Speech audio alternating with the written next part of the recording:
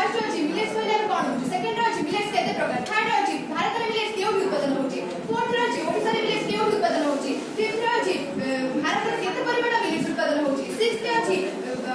एहा मिलेट्स उपकार कोन होछि सेवेंथ रे अछि एही सब उपकार हेतु हम सरकार ताको कोन प्रोत्साहन देउछथि आउ कोन पदक्षेप लेछथि आमे कोन पदक्षेप नै परिबा एवं एही अछि आमे जानिबा मिलेट्स उपकार कोन डाइट फैट प्रथमे आमे जानिबा मिलेट्स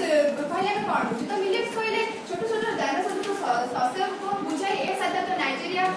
अफ्रीका एशिया एवं इंडिया रे उत्पादन हुए एबे हम जानिबा मिलेट्स केते प्रकार मिलेट्स साधारणतः दुई प्रकार से होछि मेजर मिलेट एवं माइनर मिलेट मेजर मिलेट साधारणतः तीन प्रकार से होछि sorghum pearl millet and finger millet minor millet साधारणतः पांच प्रकार से होछि लिटिल मिलेट पोस्टो कोडो बक्चन एंड बॉटन मिलेट एबे हम जानिबा भारत रे मिलेट्स केउ उत्पादन होछि तो भारत रे मिलेट्स उत्पादन होछि राज्य गुलिक नाम जानिबा पूर्व प्रथमे हमको जानिबा पड़िबो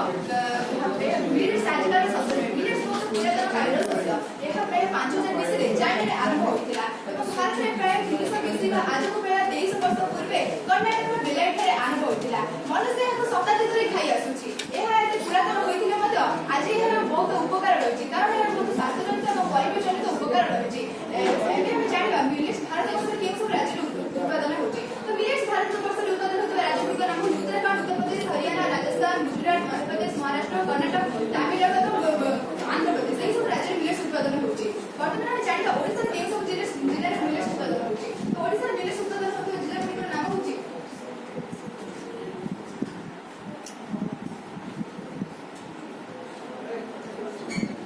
ओडिसा मिलेट्स उत्पादन होतबा जिल्ला गुलिक नाम होछि कोरापुट कन्धमाल रायगढ़ गजपति कलाहाटी नूआपड़ा एही सब जिल्ला रे मिलेट्स उत्पादन होछि तो एठारे प्रायतः माइनर मिलेट उत्पादन होछि वर्तमान हम जानिबा इंडिया केते परिमाण मिलेट्स उत्पादन होछि तो इंडिया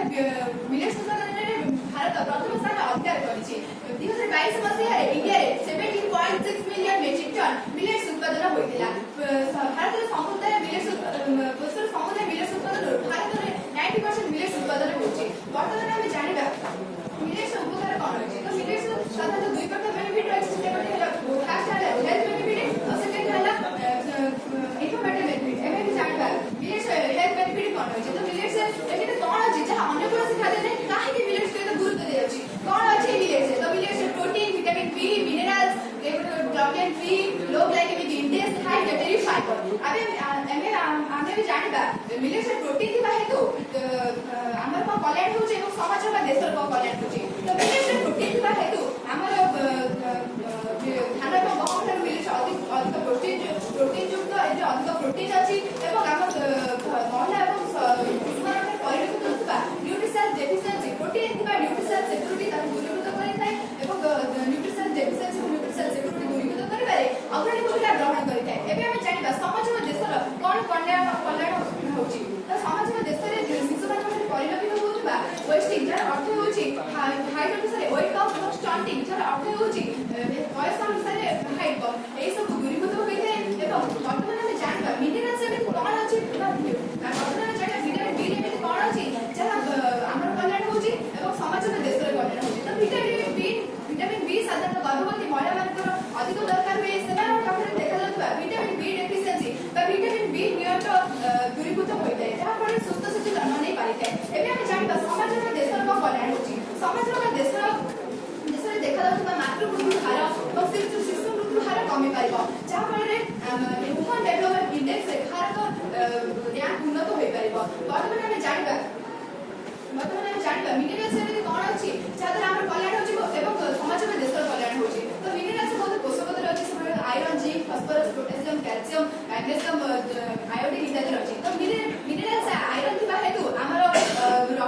रक्तहीनता कमी पारिबो एवं आयोडीन थिबा हेतु थायराइड नियंत्रण रहि पारिबो एवं अन्य सब पोषक तत्व थिबा हेतु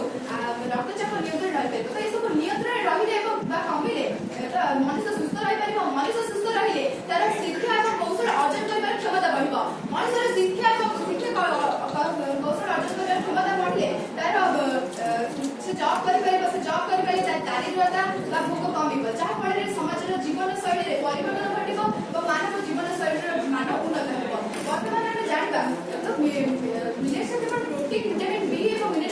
ଅଛି